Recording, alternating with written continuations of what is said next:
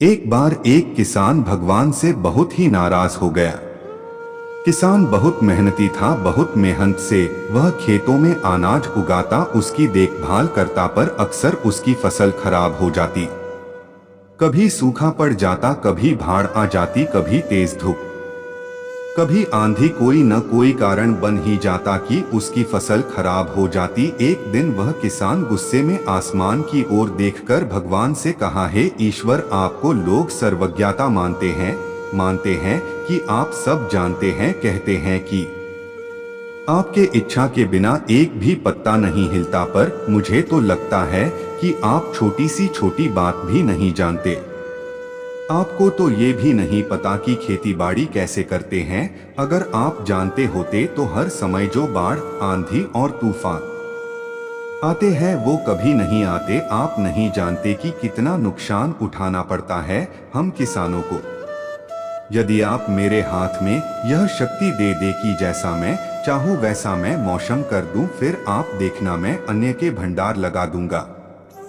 भगवान इस किसान के तीखे वाक्य सुनकर मुस्कुरा रहे थे और वह किसान के सामने प्रकट होकर बोले, मैं आज से तुझे यह शक्ति देता हूँ कि तुम अपनी खेतों पर तुम्हारी जैसी इच्छा ही तुम वैसा मौसम कर दोगे। मैं बिल्कुल भी दखल नहीं दूंगा, तुम्हारी इच्छा से सब कुछ होगा। किसान बहुत खुश हो गया। किसान ने गेहूं की फसल अपनी खेतों में बोई। जब उसे लगा कि खेतों को धूप चाहिए तो खेतों को धूप मिले, जब पानी बरसना चाहिए तभी पानी बरसा।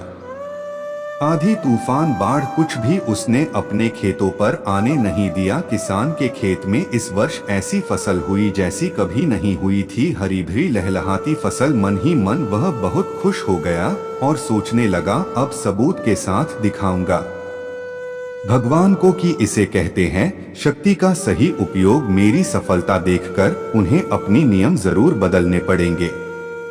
कुछ दिन गुजरे, फसल कटने को तैयार हो गए। किसान बहुत उत्सुकता के साथ फसल को काटने लगा, पर जैसे ही उसकी नजर गेहूं की बालियों पर गया तो उसने अपना सिर पीट लिया और वह रोने चिल्लाने लगा। गेहूं की एक भी बाली के अंदर गेहूं का दाना नहीं था, सारी बालियां अंदर से खाली थी।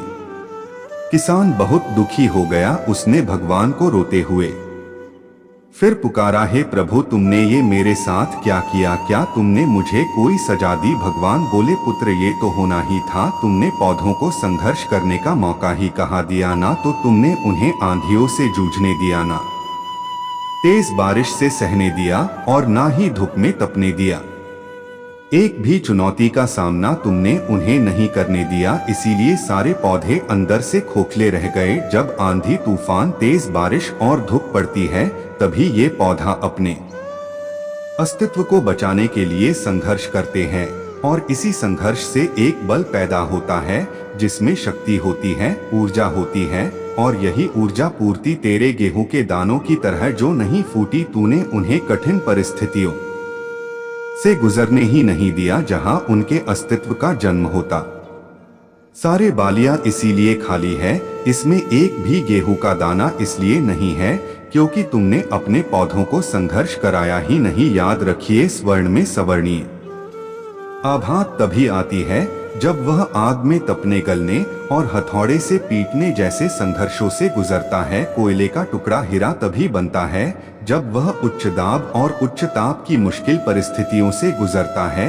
इसी तरह यदि हमारी जिंदगी में कोई संघर्ष ही ना हो, कोई चुनौती ही ना हो, तो हम भी गेहूं की बालियों की तरह खोखले रह जाएंगे। कोई अस्तित्व नहीं होगा हमारा। विपरीत परिस्थितियां, चुनौतियां, समस्याएं हमें और अधिक निखारती है। यदि जीवन में कठिन परिस्थितियां और चुनौतियां आए तो घबराना मत, बल्कि सामना करना, विश्वास करना कि आप और अधिक निखर जाओगे और अधिक मजबूत बन जाओ। किसी ने कितना सही कहा है, जिंदगी जीना आसान नहीं होता बिना संघर्ष। कोई महान नहीं होता जब तक ना पड़े हथौड़े की चोट, तब तक पत्थर भी भगवान नहीं होता।